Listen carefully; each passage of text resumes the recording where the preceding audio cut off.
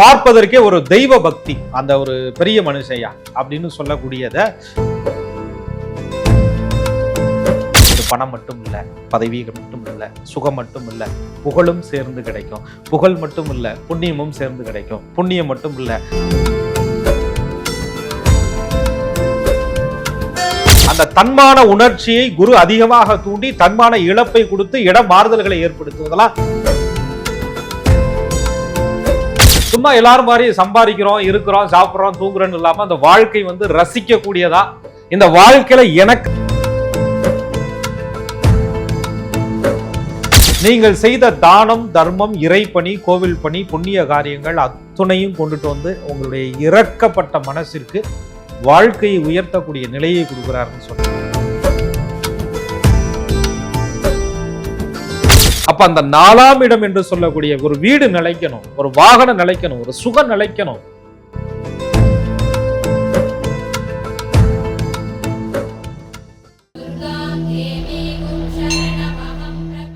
அன்பான நேயர்களுக்கு வணக்கம். ஒவ்வொரு லக்னத்துல பிறந்தவங்களுடைய வாழ்க்கையே மாற்றி அமைக்கக்கூடிய ராஜ கிரகங்கள்லாம் எது அப்படின்னு நம்ம தொடர்ச்சியா பேசிட்டு இருக்கோம். இது லக்ன சீரீஸ். இந்த எபிசோட்ல சிம்ம லக்னத்துல பிறந்தவங்களுடைய வாழ்க்கையை மாற்றி அமைக்கக்கூடிய ராஜயோக கிரகங்கள்லாம் யாரு அப்படிங்கறத நம்ம தெரிஞ்சுக்க போறோம். புலிப்பாணி சித்தர் வழி ஜோதிடர் திரு கோகுலக்கண்ணன் அவர்கள் கிட்ட இது சார்ந்து நம்ம பேசலாம். வாங்க. வணக்கம் சார். வணக்கம். குரு வாழ்க, குருவே துணை. பொதுவா ராசி நட்சத்திரத்துல பிறந்தவங்களுக்கு அவர்களுக்கு உண்டான குணாதிசயங்களை பத்தி நம்ம தொடர்ச்சியா பேசியிருக்கோம். இருந்தாலும் லக்னத்துக்குன்னு ஒரு சிறப்பம்சங்கள் இருக்கும். சிம்ம லக்னத்தினுடைய சிறப்புகளை பத்தி சொல்லுங்க.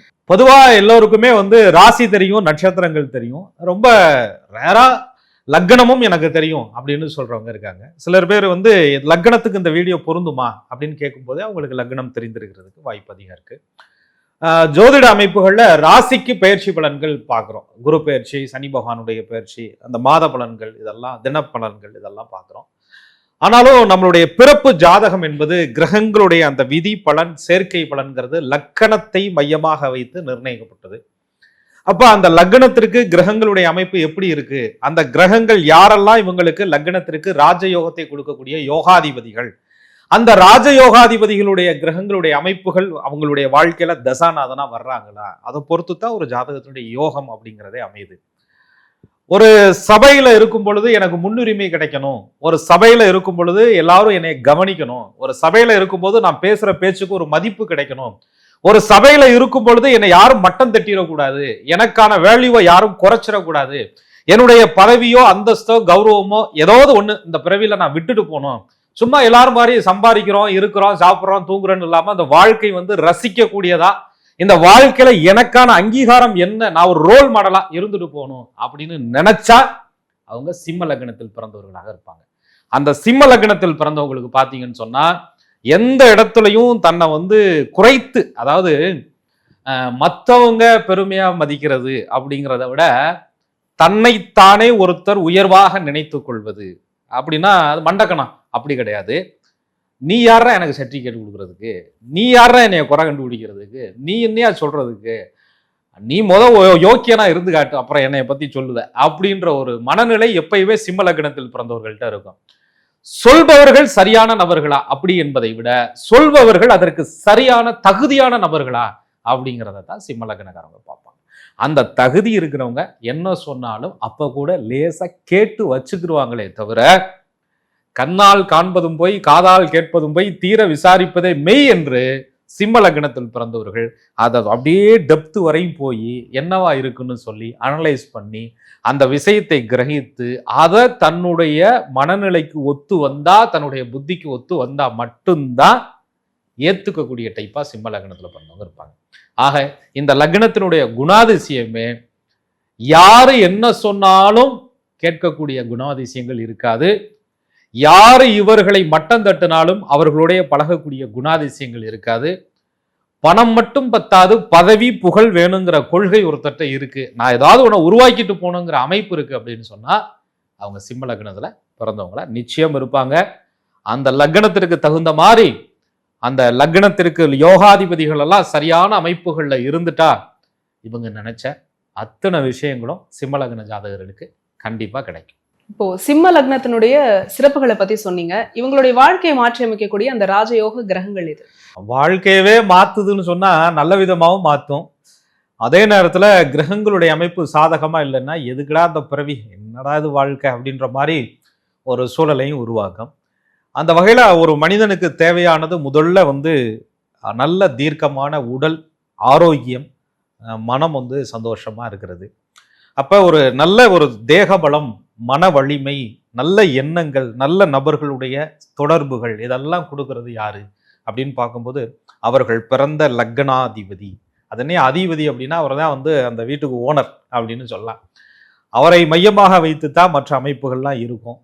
அப்படி பார்க்கும்போது சிம்ம லக்ன ஜாதகர்களுக்கு அந்த இயற்கையிலேயே அந்த கௌரவம், அந்த ஸ்டேட்டஸ், அது மாதிரி ஒரு உச்சமான நிலையை பத்தியே சிந்திக்கிறது, எப்பயும் தன்னை தாழ்த்தி கொள்ளாத மனநிலை இருப்பது, தன்னை தாழ்த்துவர்களுடன் இணைந்து இல்லாமல் இருப்பது, தன்னை தாழ்த்துறவங்க யாரா இருந்தாலும் எதிர்த்து பேசுவது, இதெல்லாமே வந்து அது எவரா இருந்தாலும் சரி என்ன அப்படின்னு கேட்கக்கூடிய ஒரு தைரியம், போல்ட்டு, இதெல்லாம் வந்து சிம்ம லக்னத்துக்கு கூடவே பிறந்த பிறப்பு.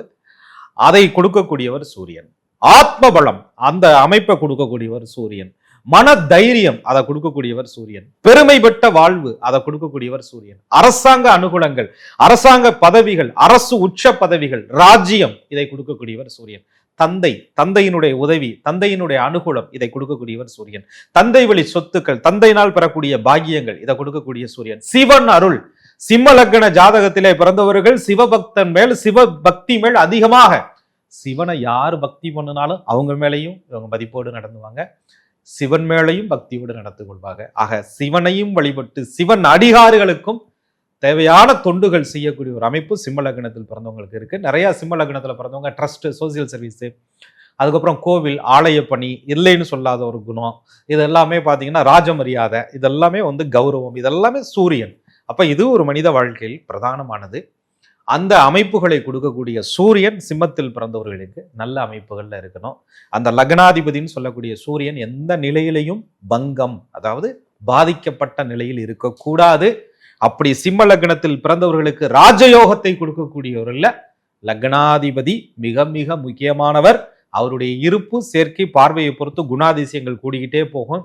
சிம்ம லக்னத்துல பிறந்தவங்களுக்கு சூரியன் மட்டும் இல்ல, குருவும் சேர்ந்திருந்தா இன்னும் கொஞ்சம் கௌரவம். சிம்ம லக்னத்தில் பிறந்தவர்களுக்கு பஞ்சமாதிபதியா குரு வந்தார், அவருடைய பார்வை கிடைத்தா இன்னும் கொஞ்சம் ஸ்டேட்டஸ் உயர்வு.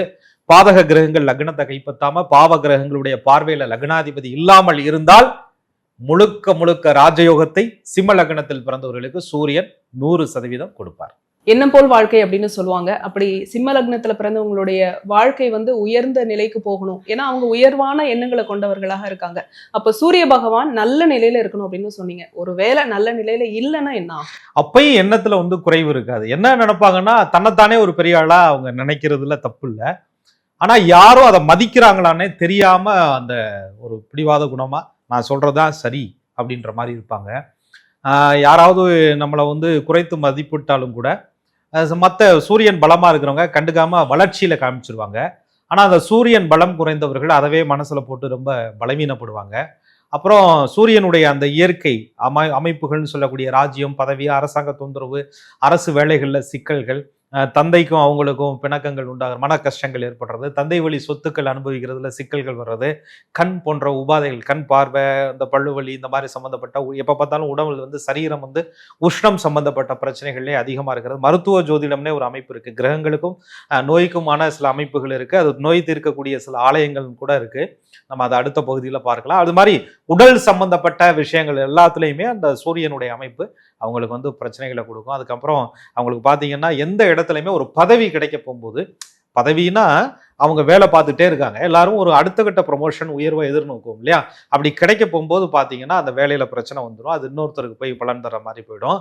அவங்களுடைய மனசுமே வந்து அந்த ஒரு உயர்வா இருக்கும், ஆனால் அந்த உயர்வு நடக்காத சில காரியங்களை அந்த சூரிய பகவானுடைய அமைப்பு சரியில்லைன்னா சிம்ம லக்னத்தில் பிறந்தவர்களுக்கு நிச்சயமா கொடுக்கும். சிம்ம லக்னத்துல பிறந்தவங்களுடைய வாழ்க்கை மாற்றி அமைக்கக்கூடிய அடுத்த ராஜயோகத்தை தரக்கூடிய கிரகம் இது.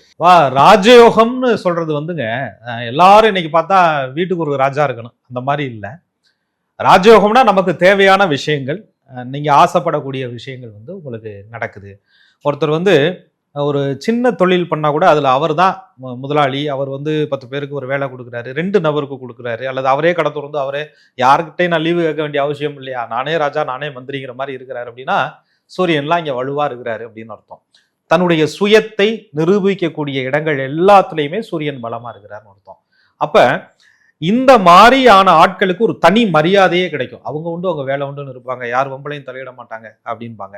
பார்ப்பதற்கே ஒரு தெய்வ பக்தி, அந்த ஒரு பெரிய மனுஷையா அப்படின்னு சொல்லக்கூடியதை அவங்கள கும்பிடணும். அவங்க வந்து கும்பிடணும்னா என்ன, பணிந்து இல்லை, அவங்க மதிக்க தகுந்தவர்கள் அப்படின்னு நினைக்கக்கூடிய ஒரு குணாதிசயங்கள் இருக்கிறது. அல்லது பணம் படைத்தவர்கள், செல்வம் படைத்தவர்கள், அவங்க குடும்பம்லாம் பெரிய நல்ல வசதி வாய்ப்பா அன்னையில இருந்தே இன்னைக்கு வரையும் இருக்கக்கூடிய குடும்பம் அப்படின்னு சொல்லக்கூடிய ஒரு அமைப்பு. அவங்கள மாதிரி பிள்ளை வளர்க்கறதுக்கு யாருனாலையும் முடியாது. அவங்களுடைய குழந்தைகள் செல்வங்கிறது அவ்வளவு ஒரு சிறப்பானது. அவங்க பிள்ளைங்க எல்லாம் அப்பன் பேரை அப்படியே காப்பாத்துற மாதிரி பிறந்திருக்காங்க. இப்படிலாம் எப்படி பிறக்க முடியும் அப்படின்னு யோசிக்கிறது. நகை நட்டு ஆபரணங்கள் சிம்பிளா சும்மா கம்மியான ஒரு அளவுல வந்து ஒரு நகையை அவங்க போட்டுட்டு போனாலும் கூட கழுத்து நிறைய போட்டுட்டு வரவங்களுக்கு கிடைக்காத மதிப்பு இவங்களை பார்த்தோன்னே ஒரு யூனிக்கா வாங்க அப்படின்னு சொல்ற மாதிரி ஒரு காட்டன் புடவையிலையும் ஒரு சின்ன அந்த ஒரு எப்படி சொல்றது மங்களகரமா அவங்க தெரியுறது. இதெல்லாமே பார்த்தீங்கன்னா அந்த குரு பகவானால சிம்ம லக்னத்தில் பிறந்தவர்களுக்கு கிடைக்குது. அந்த குரு பூர்வ ஜென்மத்தில் செய்த புண்ணிய கிரகம். அப்ப இந்த சிம்ம லக்னத்திற்கு சூரியனும் நல்லா இருந்து குருவும் நல்ல அமைப்புகள்ல இருந்து லக்கணத்தை பார்த்துட்டாருனாலோ சூரிய பகவானை பார்த்தாருனாலோ அல்லது லக்னாதிபதினு சொல்லக்கூடிய சூரியனோடு குரு இணைந்தாலோ சிவராஜயோகம். சும்மா ராஜயோகம் இல்லைங்க, சிவராஜயோகம் அப்படின்ற ஒரு யோகம் சிம்ம லக்னத்தில் பிறந்தவர்களுக்கு கிடைக்குது. இது பணம் மட்டும் இல்லை, பதவி மட்டும் இல்லை, சுகம் மட்டும் இல்லை, புகழும் சேர்ந்து கிடைக்கும். புகழ் மட்டும் இல்லை, புண்ணியமும் சேர்ந்து கிடைக்கும். புண்ணியம் மட்டும் இல்லை, அடுத்த தலைமுறைக்கும் அதை கடத்தக்கூடிய பாக்கியங்கள் கிடைக்கும். குழந்தைகளால மகிழ்ச்சி, குழந்தை செல்வங்கள் வீட்டில் இருப்பதனால இவர்களுக்கு மன சந்தோஷம். குழந்தைகள் நல்ல வாழ்க்கையை பார்த்து இவங்கள் ரசித்து வாழ்வது, மன சந்தோஷப்படுவது, குழந்தைகளுக்கு தேவையான அத்துணை வசதிகளையும் செய்து வைப்பது, தெய்வ தரிசனங்கள் கிடைப்பது, கோவில்களிலே நல்ல மகான்களுடைய சித்தர்களுடைய ஆசீர்வாதங்கள் கிடைப்பது, கும்பிட போன தெய்வம் குறுக்க வந்த மாதிரி இவங்களுக்கு ஒரு கஷ்டமே வராது. அப்படி கஷ்டமே வந்தாலும் கூட அந்த சூரியனை கண்ட பனி போல இவருடைய கஷ்டமெல்லாம் நீங்கணும்னு சொன்னா சிம்ம லக்னத்தில் பிறந்தவர்களுக்கு குரு பகவான் நல்ல இடத்துல இருக்கணும். அப்பதான் குரு அருள் கிடைக்கும். குரு இல்லா வித்தை குருட்டு வித்தை. சரியான குருமார்கள் அமைந்து சரியான வாழ்க்கையில் அவங்க வெளிச்சத்துக்கு வரணும். உயர் பதவியில நிலைத்து நிக்கணும். அமைச்சர் பொறுப்புக்கு குரு காரகர். உயர் அதிகார பொறுப்புகளுக்கு நிதித்துறை, பேங்க், நீதித்துறை, இதுகளுக்கெல்லாம் குரு பகவானுடைய அமைப்பு ரொம்ப ரொம்ப முக்கியம். ஆக சிம்மத்தில் பிறந்தவர்களுக்கு ஒரு உயர் பதவியில் அவங்க நிலைத்து நிக்கணும்னு சொன்னா குருவோட அமைப்பு அவங்களுக்கு ஜாதக கட்டத்துல சிறப்பா இருந்தா மட்டும்தான் அது சாத்தியமே. சிம்ம லக்னத்துல பிறந்தவங்களுக்கு ஒருவேளை குரு பகவான் நல்ல நிலையில இல்லைன்னா என்ன ஆகும் சார்? முதல்ல அவர் வந்து பூர்வ ஜென்ம புண்ணியம் அப்படின்னு சொல்றோம். அடிப்படையே குடும்ப அமைப்புகளே சில கஷ்டங்களோட வளருவாங்க. ஆனாலும் எப்படியாவது ஒரு மனநிலை வந்து நம்ம ஒரு உச்சத்தை தொடணும் அப்படின்றப்போ நிறைய ஸ்ட்ரகிளை சந்திப்பாங்க. ஆரம்பத்திலேயே அவங்க படிக்கணும்னு நினைக்கிற படிப்புக்கு அப்பாவுடைய சப்போர்ட் இருக்காது. அல்லது எல்லாருக்கும் அப்பா பாசம் கிடைக்கும், இவங்களுக்கு அப்பா பாசம் கிடைக்காது. ஏயா சூரியனுக்கு தானே அப்பான்னு சொல்றான், குருவை எந்த இடத்துலயா வந்துச்சு அப்படின்னு கேட்டிங்கன்னா முதல் வழிகாட்டி, முதல் ரோல் மாடல் யாரு? ஒவ்வொருத்தருக்கும் அப்பா அம்மா இவங்க தானே. அந்த அடிப்படை ஆதரவு அப்படின்ற விஷயத்த குரு பகவான் வந்து பாதிக்க வச்சிடறாரு. அடுத்து வந்து பூர்வ புண்ணிய ஊரை விட்டு இடம் மாறுதல்கள். நாங்கள் ஒரு மாதிரி இருந்தோம், இங்கே சொத்து சுகங்கள்லாம் இருந்துச்சு, அதெல்லாம் விட்டுட்டு வந்துட்டோம் அப்படின்ற மாதிரியான, அல்லது வித்துட்டோம் அப்படின்ற மாதிரியான ஒரு சூழ்நிலை. ஏங்க இருக்கிற நகையை பூரா கொண்டு போய் வச்சு வட்டி எட்டி அப்புறமேல அதையும் திருப்ப முடியாமல் வித்துட்டு அதை கொண்டு போய் ஒருத்தன்ட்ட கொடுத்து அதுவும் போய் இதுவும் போய் எல்லாம் போயிடுச்சு அப்படின்ற மாதிரியான புலம்புறதை நம்ம பார்க்குறோம். இந்த நகை இழப்புகள், அதுக்கப்புறம் கௌரவமே போச்சுங்க. அதுவும் சிம்ம லக்னத்தில் பிறந்தவர்களுக்கு பணம் இல்லாமல் கூட வாழ்ந்துருவாங்க, கௌரவம் இல்லாமல் அவங்களால வாழவே முடியாது. அந்த தன்மான உணர்ச்சியை குரு அதிகமாக தூண்டி தன்மான இழப்பை கொடுத்து இடம் மாறுதல்களை ஏற்படுத்துவதெல்லாம் குரு பகவான் தான். ஆக குரு சிம்ம லக்னத்தில் பிறந்தவர்களுக்கு சரியில்லை என்றால் அவர் பஞ்சமாதிபதி 5ஆம் அதிபதியாக வர்றதுனால பூர்வ புண்ணியம் கெட்டு போயிடுச்சுன்னு அர்த்தம். அப்போ குழந்தைகள் பாக்கியத்தில், குழந்தைகளுடைய நலனில் நிறைய பிரச்சனைகள் வருது. அவரே அஷ்டமாதிபதியாகவும் வர்றதுனால கொஞ்சம் பூர்வ புண்ணிய கிரகத்திற்கு அட்டமாதிபத்திய தோஷம் இல்லைன்னு சொன்னாலும் கூட 8ஆம் இடத்தினுடைய பலன்களையும் அவர் செய்யறதுனால திடீர் ராஜயோகங்கள், திடீர் வரவு, திடீர் பணவரவு வர்ற மாதிரி வந்துட்டு அது வந்ததே எனக்கு வில்லங்கம்டா கேசு வழக்கில் இழுத்து விட்டு போயிடுச்சுன்ற மாதிரியான பிரச்சனைகளை இவர்களுக்கு அதிகம் கொடுக்கும். குழந்தைகள் எல்லாம், பெண் பிள்ளைகள் எல்லாம் ஒரு இடத்துல திருமணம் பண்ணி கொடுக்குறாங்கன்னா அவங்க வாழ்க்கை ஒரு நிம்மதியா இல்லை, சந்தோஷமா இல்லை, அவங்க வாழ்க்கையை நினைச்சே என் வாழ்க்கை போச்சு அப்படின்ற மாதிரி நொந்து மனம் நொந்து அந்த குழந்தைகளால மன அழுத்தத்துக்கு ஆட்படக்கூடிய நிலையை சிம்ம லக்னத்தில் பிறந்தவர்களுக்கு குரு பகவான் சாதகம் இல்லை என்றால் கொடுத்து விடுவார். சிம்ம லக்னத்துல பிறந்தவங்களுக்கு இவங்க வாழ்க்கையை மாற்றி அமைக்கக்கூடிய ராஜயோகத்தை தரக்கூடிய அடுத்த கிரகம் எது?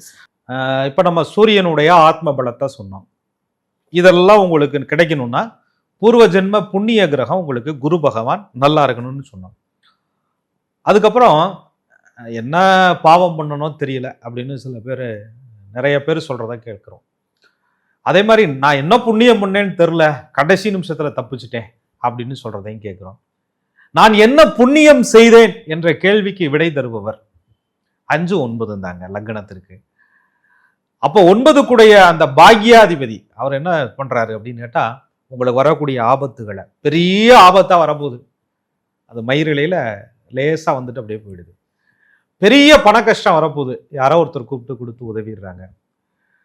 ஓடி போனாலும் 9ல குரு வேணும்னு சொல்ற மாதிரி 9ஆம் இடம் என்று சொல்லக்கூடிய பாக்யஸ்தானம், நீங்க எல்லாத்தையும் இழந்து எல்லாம் ஒண்ணுமே இல்லை அப்படின்ற ஒரு சூழலுக்கு வந்து, யாருமே எனக்கு திக்கற்றவனுக்கு எதுவுமே இல்லை அப்படின்னு சொல்லும்போது, ஒரு தெய்வத்தினுடைய அனுகூலத்தினால உங்க வாழ்க்கை வந்து மாறுது அப்படின்னு சொன்னா 9ஆம் இடத்து பாக்யாதிபதி நல்லா இருக்கிறாருன்னு அர்த்தம்.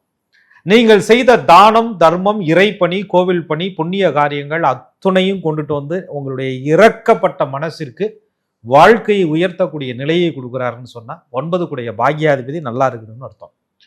அதனை சிம்மத்திற்கு கூடுதல் சிறப்பு என்ன அப்படின்னு கேட்டீங்கன்னா, அவர் அங்காரகன் என்று சொல்லக்கூடிய செவ்வாய் பகவானாகவே வந்துடுறார். ஒரு நெருப்பு லக்னம்னு சொல்லக்கூடிய சிம்ம லக்னத்திற்கு ஒரு நெருப்பு ராசின்னு சொல்லக்கூடிய மேஷ ராசிக்கு அதிபதியான செவ்வாயும், நீர் ராசி என்று சொல்லக்கூடிய விருச்சகத்திற்கு ஆதிக்க கிரகமான செவ்வாயும் 4, 9 குடையவனாக வர்றாங்க. 4ஆம் இடம் என்ன சொல்லுது? ஒரு நல்ல வீடு வச்சுக்கணும், நல்ல ஒரு வண்டி வாகனங்கள் வேணும். வாகனத்தை பத்தி பார்க்கும்போது சுக்கிரனும் வேணும். வாகனம் வாங்குறதுக்கு காசு வேணும், அதை கொடுக்கறதுக்கு 4ஆம் அதிபதி நல்லா இருக்கணும், அனுபவிக்கிறதுக்கு 4ஆம் அதிபதி நல்லா இருக்கணும். வண்டி இருக்கும், வாங்கி வச்சிருப்பாரு, கவர் போட்டு வச்சிருப்பாரு, எலி மட்டும் அதுல குடி இருந்துகிட்டு இருக்கு. இவர் ஒரு நாளும் எடுத்து ஓட்டி இருக்க மாட்டாரு, என்னைக்கோ ஒரு நாள் எடுப்பாரு போவார், அந்த மாதிரி இருக்கும். ஆக அந்த 4ஆம் அதிபதி நல்லா இருந்தா உங்களுக்கு வீடு, வண்டி, வாகனம், சுகம், லௌகீக நல்ல வீடா கட்டி என்னங்க பண்ணிருக்கீங்க, வாடகை விட்டுருக்கோம், நீங்க எங்க இருக்கீங்க, நாங்க இன்னொரு இடத்துல ஒத்திக்கி இருக்கோம்பாங்க. என்னையா நல்ல வீடா கட்டி நீங்க ஒரு நாளும் குடியிருக்கலையா அப்படின்னு கேட்டா அந்த பிராப்தம் இருக்காது. அல்லது நல்ல வீடு கடனை உடனே வாங்கி கட்டியிருப்பாங்க, அவங்களால கடன் அடைக்க முடியாது, ஜப்திக்கு போயிடும். 4ஆம் இட பிராப்தம் நல்லா இருக்காது. அப்ப அந்த 4ஆம் இடம் என்று சொல்லக்கூடிய ஒரு வீடு நிலைக்கணும், ஒரு வாகனம் நிலைக்கணும், ஒரு சுகம் நிலைக்கணும். அதை விட இன்னொரு ஒரு சிறப்புகள் என்னன்னா, செவ்வாய் என்பது இரத்த சம்பந்த உறவுகள்.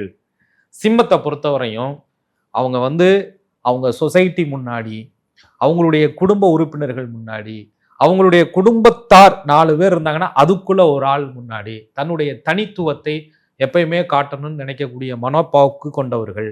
அந்த மனப்போக்கு நடக்கணும்னு சொன்னா, அந்த காரியம் ஜெயிக்கணும்னு சொன்னா, சிம்மலக்னத்தில் பிறந்தவர்களுக்கு செவ்வாய் பகவான் அங்காரகன், மங்களக்காரகன் வலுவாக இருந்தா மட்டும்தான் நிலைக்கும்.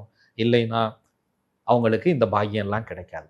அப்ப ஒரு சொத்து, சுகம், கோவில், ஆலயம், புண்ணியம், தானம், தர்மம், பாக்கியத்தின் பலனாக அங்காரகன் சரியான அம்சங்களில் இருந்தால் கண்டிப்பாக சிம்மலக்னத்தில் பிறந்தவர்களுக்கு மண்ணு மன பூமி பாக்கியம், சகோதர பந்தம், அவர்கள் வழி உறவுகள், எல்லா விஷயங்களிலும் ஒரு உயர்வான பலன் கண்டிப்பாக கிடைக்கும். எனவே அடுத்த தர ராஜ யோகாதிபதி அப்படின்னு சொல்லக்கூடிய ஒரு செவ்வாய் பகவானா வர்றார். சிம்ம லக்னத்துல பிறந்தவங்களுக்கு ஒருவேளை செவ்வாய் பகவான் நல்ல நிலையில இல்ல அப்படின்னா என்ன ஆகும் சார்?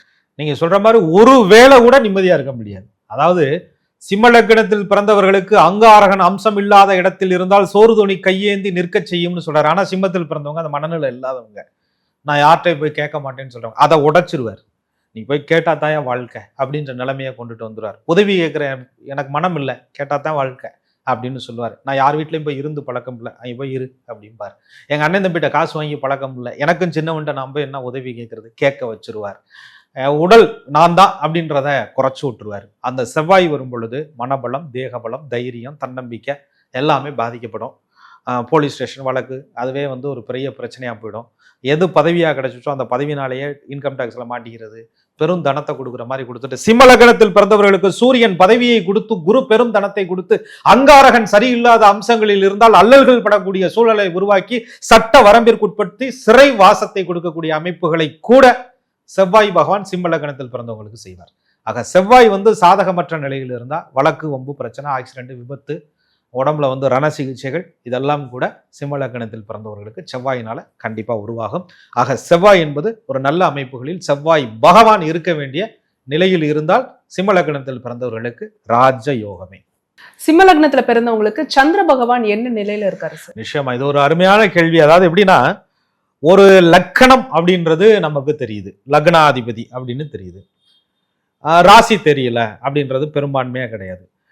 ராசியும் லக்னமும் ஏறக்குறைய ஒரு நட்பாக அமைந்தால் வாழ்க்கை சிறப்பா இருக்கும். நான் இப்ப சொல்லக்கூடிய யோக கிரகங்கள் நீங்க பாத்தீங்கன்னா, சிம்ம லக்னத்தில் பிறந்தவர்களுக்கு சூரியன், குரு, செவ்வாய் எல்லாம் யோக கிரகங்கள்னு சொன்னா, தனுசு ராசி, மீன ராசி, கடக ராசி, சிம்ம ராசி, விருச்சக ராசி, மேச ராசிக்காரர்களுக்கு இந்த கிரகங்கள் எல்லாம் யோகமா வந்துடும். லக்கண யோகாதிபதி ராசிக்கும் யோகராக அமைந்தால் கூடுதல் சிறப்பு. இதே இது என் லக்கணத்திற்கு சிம்ம லக்னம், ஆனா என் ராசி மகர ராசி அப்படின்னா, ராசிக்கு யோக கிரகம் சனி, புதன், சுக்கிரனா வருவாங்க. ஆனா சிம்ம லக்னத்திற்கு அவர்கள் எதிரானவர்களாக பலன் தருவார்கள். சில நேரங்கள்ல அந்த கிரக அமைப்புகள் பாதிக்கப்பட்டு வக்கராஸ்தங்கதான் இப்படிலாம் ஒரு அமைப்புகள் இருக்கு. அந்த மாதிரி கெட்டவன் கெட்டு போயிட்டாரியா, அவரும் கூட ராஜயோகம் பண்ணுவார்னு அந்த கிரக ஜாதகத்தை பொறுத்து அந்த அமைப்புகள் மாறும். எனவே ராசி என்பது சந்திர பகவான் எந்த நட்சத்திரத்தில் அமர்ந்து எந்த வீட்டில் இருக்கிறாரோ அது சிம்ம லக்னத்தில் பிறந்தவர்களுக்கு ராசியாக அமையும். அந்த ராசி கூடுமான வரை அவங்களுக்கு தெரியும் இவங்க லக்னத்துக்கு சாதகமான ராசியா இருந்தா இந்த ராஜயோக கிரகங்களுடைய அமைப்புகள்லாம் இன்னும் நல்லா இருக்கும். இவர்களுடைய திசை வரவில்லை என்றாலும் கூட அவர்களுடைய புத்திகள் வரும்போது நிச்சயமான ஒரு யோகங்கள் கண்டிப்பா கிடைக்கும். சிம்ம லக்னத்துல பிறந்தவங்களுக்கு இந்த மற்ற கிரகங்கள்லாம் என்னென்ன நிலையில இருப்பாங்க சார்? சிம்ம லக்னத்தில் பிறந்தவர்களுக்கு சனி பகவான், புதன் பகவான், சுக்கிர பகவான், அதாவது அசுர குரு அணி அமைப்புகள் அப்படின்னு சொல்றோம். அவர்களுடைய நிலை எங்க இருக்கு, யாரோட சேர்ந்திருக்காங்கிறத பார்த்துக்கணும். அப்புறம் முக்கியமான ஒரு ஆள் ஒரு ஆள் இல்ல ரெண்டு ஆள் இல்ல எல்லா கிரகங்களையும் கண்ட்ரோல் பண்ற சக்தி கொண்டவர்கள் அப்படின்னு சொல்றாங்க. ராகு பகவான், கேது பகவான். அது சிம்ம லக்னத்தில் பிறந்தவர்களுக்கு மிக மிக கவனிக்கப்பட வேண்டிய விஷயம். நல்ல லக்னங்களில் பிறந்தவர்களுக்கு கூட அது என்ன நல்ல லக்னம் கெட்ட லக்னம்னு இருக்குன்னு கேட்டா, ராகு கேது பகவானுக்கு நாங்கெல்லாம் கங்கணம் கட்டிட்டு அவங்களுக்கு எதிராக செயல்படுவோம்யான்னு சொன்னா கடகம் சிம்மம்னு சொல்றாங்க. அதுக்குன்னு சிம்ம லக்னம் கடக லக்னத்துல பிறந்தவங்க ராகு திசையில நல்லா இருக்கிறவரும் இருக்காங்க. அது எப்படி ஜாதகத்தை பொறுத்து மாறுதுங்கிறது ஒரு நுட்பமான விதி. சிம்ம லக்னத்தில் பிறந்தவர்களுக்கு சூரியனும் நல்ல நிலையில் இல்லாமல் இருந்து சூரியனுடனோ சந்திரனுடனோ ராகு பகவான் தொடர்பு கொண்டு வாரி வாரி வழங்குமே ஆனால் தன் திசையின் இறுதியில் வாரி விட்டு விடக்கூடும், தான் கொடுத்த செல்வத்தை தானே பறித்துக் கொள்வார் அப்படின்னு சொல்றாங்க.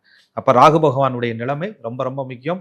என்னைக்குமே உயர்வுன்னு ஒண்ணு இருந்தா அதற்கு ஈக்குவலான டவுன்ஃபால ராகு கேது பகவான் கொடுத்துராம இருக்கணும்னு சொன்னா உயர்த்துறதும் அவங்கதான், தாழ்த்துறதும் அவங்கதான். அந்த மாதிரி இருக்கணும்னு சொன்னா சிம்ம லக்னத்தில் பிறந்தவர்களுக்கு ராகு கேதுவினுடைய நிலைமையை ரொம்ப முக்கியமா பார்க்கணும். நான் சனி பகவான், புதன் பகவான், சுக்கிரனுடைய அம்சங்களை பார்ட் 2லையும் இந்த லக்னத்தில் பிறந்தவர்களுக்கு ஒவ்வொரு லக்னத்தில் பிறந்தவர்களுக்கும் நிழல் கிரகங்கள் என்று சொல்லக்கூடிய ராகு பகவான், கேது பகவானுடைய அம்சங்கள் என்னங்கிறத பார்ட் 3லையும் தனித்தனியா பார்க்கலாம். சிம்ம லக்னத்துல பிறந்தவங்களுக்கு வாழ்க்கையை மாற்றி அமைக்கக்கூடிய ராஜயோக கிரகங்கள் என்னென்ன அப்படிங்கிறத சொன்னீங்க. அது மட்டும் இல்லாம ராகு கேதுவனுடைய நிலைமை கரெக்டான நிலையில இருக்கணும், அது ரொம்ப முக்கியமா பார்க்கணும்னு சொல்லியிருக்கீங்க. நேர்கள்லாம் காத்துட்டு இருப்பாங்க. விரைவிலேயே நம்ம பார்ட் 2 வீடியோல இதை பத்தி பேசலாம் சார். மிக்க நன்றி. மிக்க நன்றி. குரு வாழ்க, குருவே துணை. என்ன நேர்களே, சிம்ம லக்னத்துல பிறந்த நீங்க உங்களுடைய வாழ்க்கையை மாற்றி அமைக்கக்கூடிய ராஜயோக கிரகங்கள் எது அப்படிங்கறத இந்த எபிசோட்ல நீங்க கேட்டு தெரிஞ்சுட்டு இருந்திருப்பீங்க. ஒவ்வொரு லக்னத்துல பிறந்தவங்களுக்கும் இதை சார்ந்து நம்ம பேசிட்டு இருக்கோம். இது எல்லாமே உங்களுடைய யூடியூப் நோட்டிபிகேஷன் ஆட்டோமேட்டிக்கா வரணும் அப்படின்னா நீங்க செய்ய வேண்டியது ஆஸ்ட்ராலஜர் கோகுல கண்ணன் யூடியூப் சேனலை உடனடியாக சப்ஸ்கிரைப் பண்ணிக்கோங்க. பக்கத்துல இருக்கக்கூடிய பெல் ஐக்கானை மறக்காம கிளிக் பண்ணிடுங்க. இந்த வீடியோவை நீங்க பார்த்ததற்கு மிக்க நன்றி.